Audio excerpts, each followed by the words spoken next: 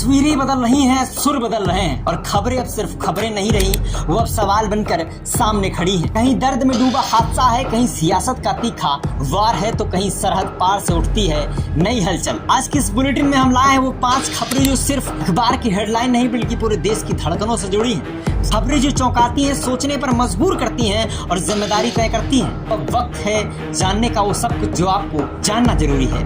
आप देख रहे हैं STJ इन्फो टीवी और मैं हूं आपके साथ आकाश। तो शुरू करते हैं पहली खबर से।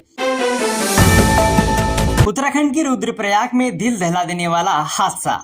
अलकनंदा नदी में समा गई यात्रियों से भरी बस। जी हां, अब तक 2 की मौत, 10 लापता बताए जा रहे हैं। उत्तराखंड के रुद्रप्रयाग जिले में आज सुबह एक भयावह हादसा हो गया जिसने पूरे इलाके को दहलाकर रख दिया। घोलतीर के पास से एक मिनी बस जो श्रद्धालुओं से भरी थी अनियंत्रित होकर सीधे उफनती अलकनंदा नदी में जा गिरी। हादसा इतना भयानक था कि घटनास्थल पर चीख पुकार और अफरा तफरी मच गई। शुरुआती जानकारी के मुताबिक बस में कुल 20 यात्री सवार थे जिसमें से 2 की मौके पर ही मौत हो गई जबकि 8 लोग घायल बताए जा रहे हैं। इन घायलों में 9 साल के 2 मासूम बच्चे भी शामिल हैं जिन्हें तुरंत अस्पताल में भर्ती कराया गया। मौके पर SDRF की टीम रेस्क्यू ऑपरेशन में जुटी है, लेकिन बड़ी चुनौती है नदी का तेज बहाव जो राहत और बचाव कार्य को और कठिन बना रहा है। अब तक 10 यात्री लापता हैं जिनकी तलाश युद्ध स्तर पर जारी है। बताया जा रहा है कि श्रद्धालु राजस्थान के उदयपुर से 4 धाम यात्रा पर निकले थे।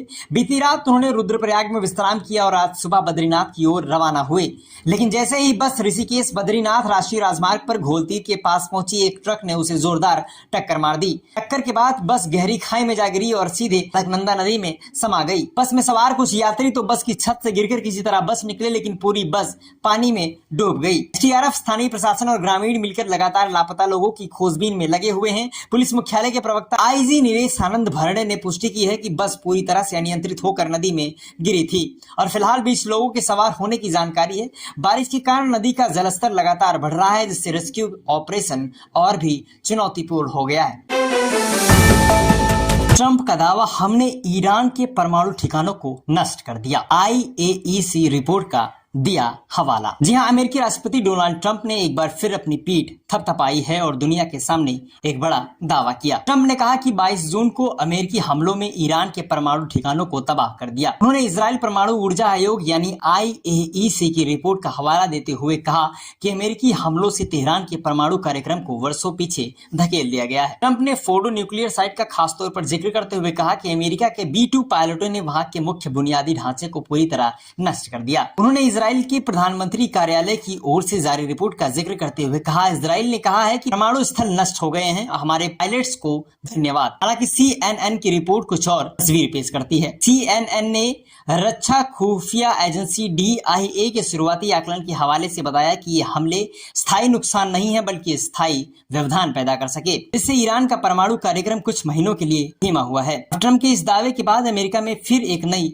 बहस छिड़ गई है। ईरान के परमाणु ठिकाने सच में तबाह हो गए हैं या ये सिर्फ राजनीतिक बयानबाजी है। उत्तर प्रदेश में श्रावण मास की कांवड़ यात्रा और आगामी त्योहारों को लेकर मुख्यमंत्री योगी आदित्यनाथ ने बड़ा बयान दिया।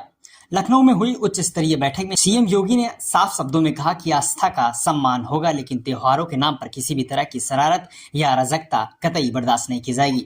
मुख्यमंत्री ने अधिकारियों को निर्देश दिए कि कांवड़ यात्रा, मुहर्रम और रथ यात्रा जैसी आयोजनों के दौरान सुरक्षा, स्वच्छता और अनुशासन में कोई ढिलाई न हो।